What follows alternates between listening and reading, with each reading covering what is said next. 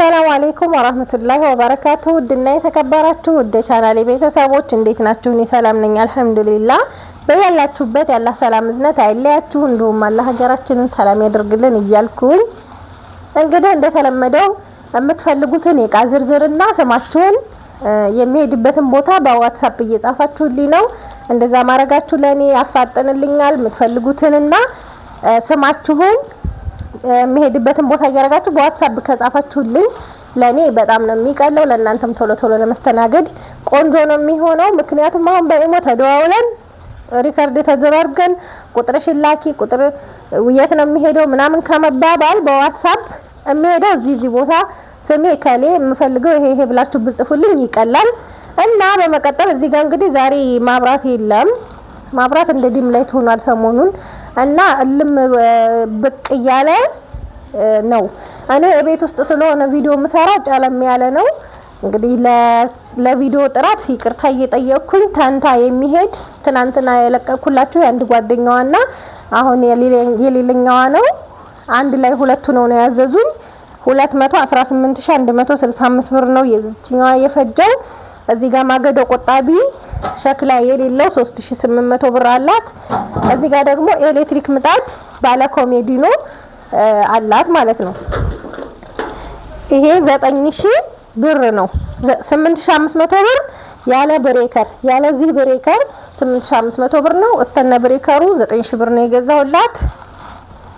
ከዛ እዚህ ጋር ደግሞ ፍሪጅ 315 እንደነገርኳችሁ ይሄንን የዘቀዘቅኩበት ምክንያት ሴፍቲው እንዳይወድቅ በሚል ነው። ሴፍቲው አብሮ ጥቅ ብሎ መሄድ አለበት እቃው ማለት ነው። 315 ፋን ሲስተም ነው። ቆንጆ ፍሪጅ ነው። ያው ለቤት በቂ ነው።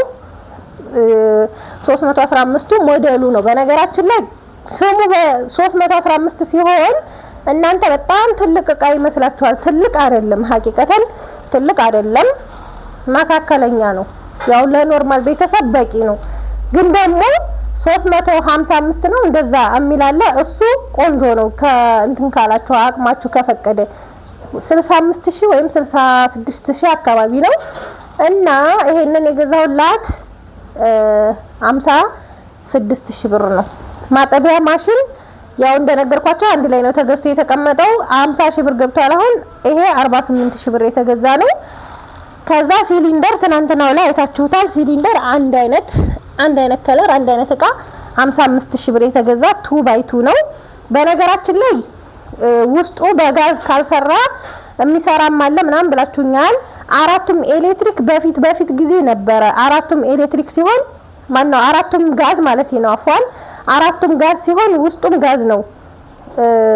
ኤሌክትሪክ አይደለም የውስጡ ማለት ነው። ነገር ግን 2x2 ሆኖ ኢትዮጵያ የሚመጣ አለ ይሏችኋል። አለ እኔ ራሱ ብለው ሽጠውልኝ ያውቃሉ። ግን ውስጡ ኤሌክትሪክ አይደለም፣ ማነው ጋዝ አይደለም፣ ኤሌክትሪክ ነው የውስጡ ማለት ነው። 2x2 እንበሉት ይሄ ማንኛውም አይነት ምርት ብዙ አይነት ምርት አለ። ኮምቴል አለ፣ ዲቴል አለ፣ ይሄ ኦርቢት ነው። እነዚህ እቃዎች ኢትዮጵያ የሚገቡት ጋዝ የላቸውም ውስጡ ማለት ነው። ለሁለቱም ዲጃ ብቻ ነው ጋዝ ያለው የሚመጣውና ያ አራቱም ጋዝ ሲኖር ጋዝ ሲኖር ውስጡ ጋዝ ነው የሚሆነው። ነገር ግን አራቱም ጋዝ የሆነ የለም። እኔ ከዚህ በፊት የሆነች ልጅ አስፈልጊ ብላኝ ከዚህ እስከ አዲስ አበባ አስፈልጌ ነበር። የለም አራቱም ጋዝ የሆነ አሁን ላይ ማለት ነው። ምናልባት በፊት ነበር፣ ምንም የሚካድ የለውም። በፊት ነበር። ይሄ ካርቶን የማጠቢያ ማሽኑ ነው። 16 ኪሎ ግራም ነው 48000 ብር። እና ጋዝ እዚህ ጋር ስሞልቼላታለሁ አንቡባ ማለት ነው። አንቡባ እስከነ ማስሞላው 15000 ብር ነው። እስከነ አክሰሰሪው ሳይሞላ ብቻውን የሆነ ብር ይቀንሳል። ዞሮ ጋዙ የሚሞላው 3000 ምናምን ብር ይሁን 4000 ምናምን ብር ነው። አሁን ናፍታም ቤንዚንም ሁሉም ነገር እየተወደደ ስለሆነ እየጨመረ ነው እንጂ ከዚህ በፊት ይሄንን 13200 ነበር የገዛሁት። አሁን 15000 ብር በስንት ጉር ነው እሱንም። እዚህ ጋር ሱታይ ደግሞ የውሃ ማሞቂያ አለ 2000 ብር። እነዚህ አንድ ሊትር ፔርሙሶች የሚያማምሩ ፔርሙሶች ሁለት ፔርሙስ 3200 ብር 1600 ከዛ እዚህ ጋር ደግሞ 2 ሊትር በራድ 2 ፍሬ ነው ያዘዘችኝ። እነዚህ 2 ሊትር 800 1600 ብር ከዛ ሀባይብ እዚህ ጋር ምንጣፎችና ብርድ ልብስ አለ ሀባይብ እነዚህ ሁለት ፈር ምንጣፎች 2 ሜትር በሜትር ከ50 ነው ቁመታቸው 2 ሜትር ሆኖ ጎኑ ደግሞ ሜትር ከ50 ነው በጣም ነው የሚያማምሩት መሃል ላይ ጣል ለማድረግ ሁለት ናቸው 1600 3200 ብር ሁለቱን ማለት ነው 3200 ብር አያችኋቸው እንዴት እንደሚያማምሩ መሃል ላይ እንደዚህ ሶፋ ስርም ሊሆን ይችላል አፈረሻችሁበትም ስር ሊሆን ይችላል ብርድ ልብስ 7500 ብር 3750 ብር ነው አንዱ ያንዱ ዋጋ ማለት ነው ሁለቱ 7500 ብር በጣም የሚያማምሩ ብርድ ልብሶች ናቸው አያችሁት እንዴት እንደሚያምር ማሻአላ በጣም ቆንጅዬ ፍክት ያለ ቆንጆ ብርድ ልብስ እዚህ ጋር እንደምታዩት ኮሪያ ምርት ማለት ነው ኮሪያ እዚህ ጋር ጽሁፍ አለ አንዱ ይሄ ነው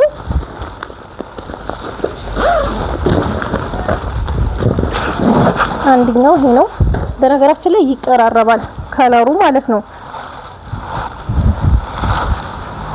ይቀራረባል እንጂ አንድ አይደለም እንደምታዩት ይሄኛው ዲዛይን እንደዚህ ነው ማሻአላ የሆኑ ሁለት ብርድ ልብሶች ገብቼላታለሁ ማለት ነው እዚህ ጋር 4 ኪሎ በርበሬ አላት ኪሎ በርበሬ 750 ብር ነው 4 ኪሎ 3000 ብር አይገርምም የኑሮ ነገር 3000 ብር በ3300 ነበር ማሩ እንዳለ 10 ኪሎ እና አሁን 4 ኪሎ 3000 ብር ነው የገዛሁት እዚህ ጋር ደግሞ 22 ኪሎ ሽሮ ነው ግን ምን አለ መሰላችሁ እዚህ ጋር ከላይ ያለው ጓያ ነው በጣም የሚያምር ቆንጆ ጽድት ያለ ጓያ ከዛ እዚሁ ላይ ነው የጨመርኩት